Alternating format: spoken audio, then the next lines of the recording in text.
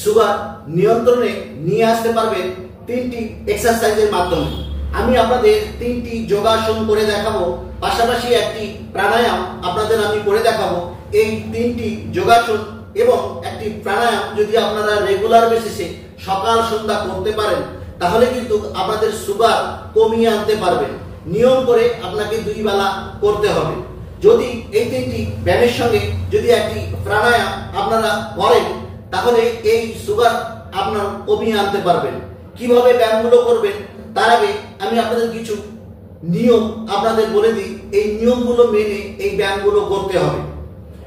সবার আগে যেটা করতে হবে সেটা হচ্ছে আপনাকে ভরা পেট খাবার খাওয়া যাবে না। আপনি সকালে, দুপুরে, রাত্রে যখনই খান আপনাকে অর্ধেক পেট খেতে হবে এবং যতটা পরিমাণ আপনি খেতে পারেন তার থেকে আপনাকে সামান্য পরিমাণ কম খেতে হবে, অর্থাৎ পেটে খিদা রেখে খেতে হবে। নাম্বার 2 যেটা হলো সেটা হচ্ছে আপনাকে কখনোই টেনশন করা যাবে না, আপনাকে টেনশন ফ্রি অবস্থায় থাকতে হবে। নাম্বার 3 হচ্ছে আপনাকে বেশি রাত্রে ঘুমোতে যাওয়া যাবে না, ঠিক আপনাকে 9টা বা 10টার মধ্যে ঘুমিয়ে যেতে হবে এবং তার ঠিক 1 ঘন্টা আগে আপনাকে খাবার খেয়ে নিতে হবে, ঠিক আধা পেট বা যতটা পরিমাণ খেতে পারেন তার থেকে একটু কম। জল আপনাকে বেশি পরিমাণে খেতে হবে। এছাড়া যেটা সেটা হচ্ছে আপনাকে কিন্তু পরিশ্রম করতে হবে, অর্থাৎ আপনি যেই কাজকর্ম করেন সেই কাজকর্মের মধ্যে আপনাকে থাকতে হবে।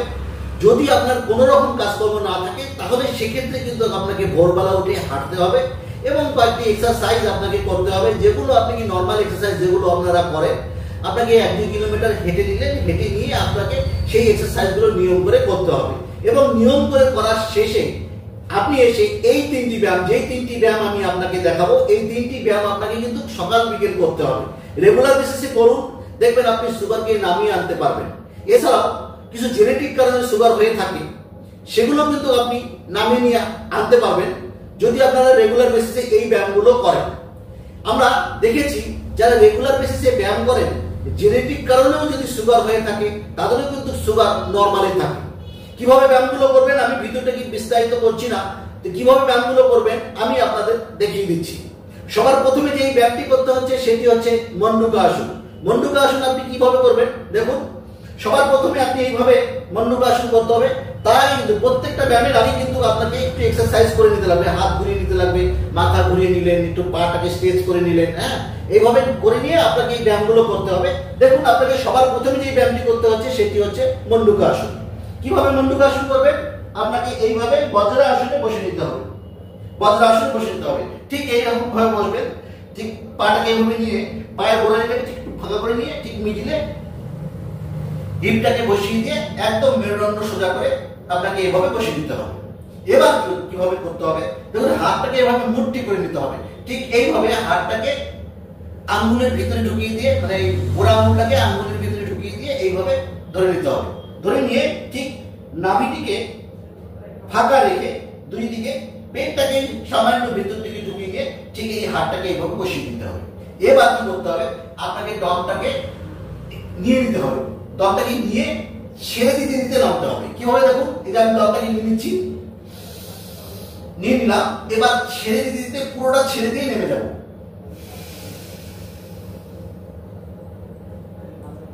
যতটা পারেন আপনি সামনের দিকে নেমে যাবেন। এবার যেটা করতে হবে আপনাকে মাথাটাকে এইভাবে উঠিয়ে দিয়ে এইভাবে উপর দিকে তাকাতে হবে। এইভাবে আপনাকে 10 থেকে 15 সেকেন্ড করে তারপরে আপনাকে আবার বজ্রাসনে ফিরে আসতে হবে। এইভাবে কিন্তু আপনাকে 3টি সেট করতে হবে। এটা গেল মন্ডুকা আসন। এভাবে আপনার করা হয়ে গেলে দ্বিতীয় যে আসনটি করতে হবে সেটি হচ্ছে যোগমুদ্রা আসন। কিভাবে যোগমুদ্রা আসন করবে, আপনি পা দুটোকে সামনের দিকে নিয়ে এইভাবে একটি পায়ের উপর আর একটি পা এইভাবে উঠিয়ে দিলেন, দিয়ে তারপরে আপনাকে এই পাটিকে এই পায়ের উপর উঠিয়ে দিয়ে পদ্মা আসনে বসে দিতে হবে। এবার আপনাকে হাত দুটোকে এইখানে এইভাবে নাভি বরাবর ধরে নিয়ে ওই আগের মতো শ্বাসটিকে নিয়ে নেবেন, নিয়ে ছেড়ে দিয়ে যতটা পারেন সামনের দিকে নেমে যাবেন। যতটা পারেন যতটা পারেন সামনের দিকে এইভাবে নেমে যাবেন। নেমে মাথাটাকে নিচু করে এইভাবে 10 থেকে 15 সেকেন্ড ধরে রাখবেন। এবার 10 থেকে 15 সেকেন্ড হয়ে গেলে আবার আগের অবস্থায় ফিরে আসবে। যে দুটো ব্যায়াম আমি আপনাদের দেখালাম, এই দুটো ব্যায়াম করার সময় কিন্তু আপনাকে কিন্তু ব্রিদিং এবং ব্রিথ আউট দুটোই কিন্তু নর্মাল থাকবে।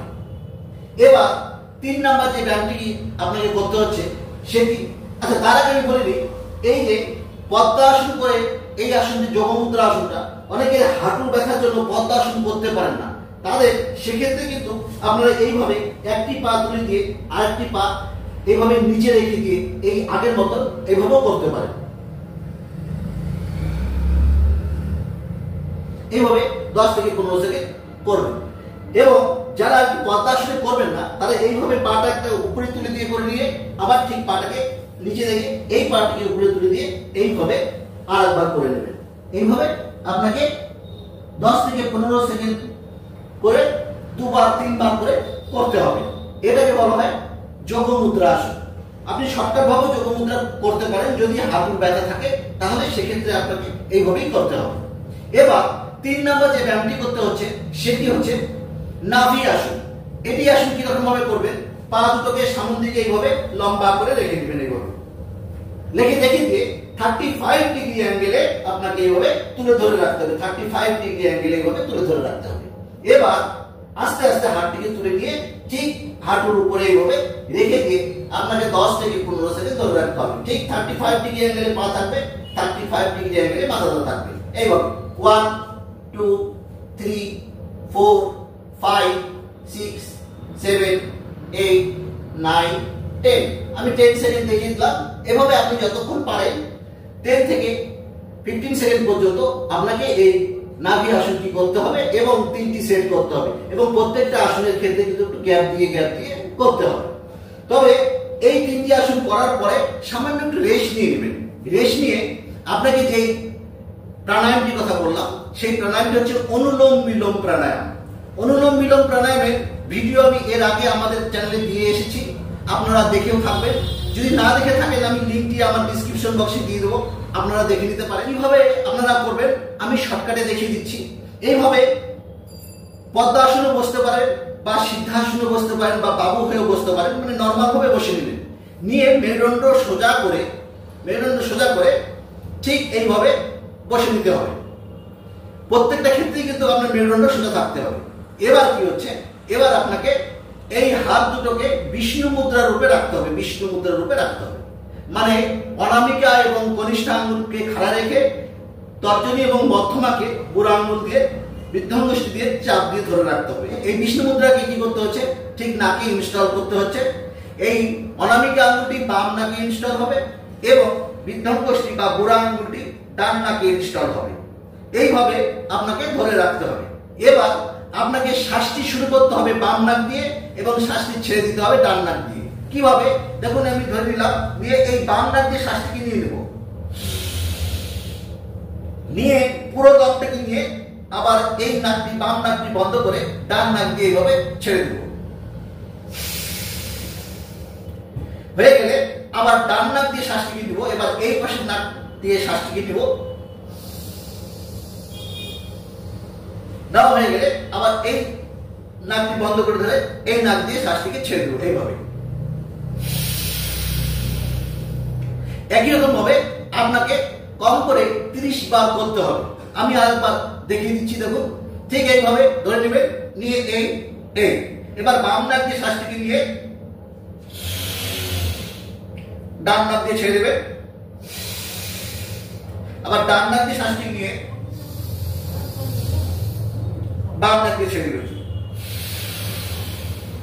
এইভাবে আপনাকে নিয়ম করে 30 বার করবেন, করে একটু রেস্ট দিয়ে আবার 30 বার করবেন, তারপর একটু রেস্ট দিয়ে আবার 30 বার করবেন। এই যে এই প্রাণায়ামটিকে বলা হয় অনুলোম বিলোম প্রাণায়াম। এই অনুলোম বিলোম প্রাণায়ামের বিস্তারিত ভিডিও আমি আপনাদের দিয়েছি, আপনারা লিঙ্ক থেকে এই ভিডিওগুলো দেখে নেবেন। আর এই 3টি ব্যায়ামের সঙ্গে যদি এই প্রাণায়ামটি নিয়ম করে করতে পারেন তাহলে কিন্তু আপনি সুগারকে নামিয়ে নিয়ে আসতে পারবেন এবং সুগার কন্ট্রোলে থাকবে যদি আপনারা নিয়ম করে করেন। আর যাদের সুগার হয়নি তারাও যদি এই ব্যায়ামগুলো নিয়ম করে করতে থাকেন তাহলে ইন ফিউচারে আপনার সুগার কখনোই বাড়বে না, নর্মালি থাকবে। ভিডিওটি ভালো লাগলে অবশ্যই লাইক করবেন, এবং শেয়ার করে বন্ধুরা দেখার সুযোগ করে দেবেন। পরবর্তী অন্য একটি ভিডিওতে আবার আপনার সঙ্গে আমার দেখা হচ্ছে। ততক্ষণ আপনারা ভালো থাকবেন, যোগ করুন, সুস্থ থাকুন।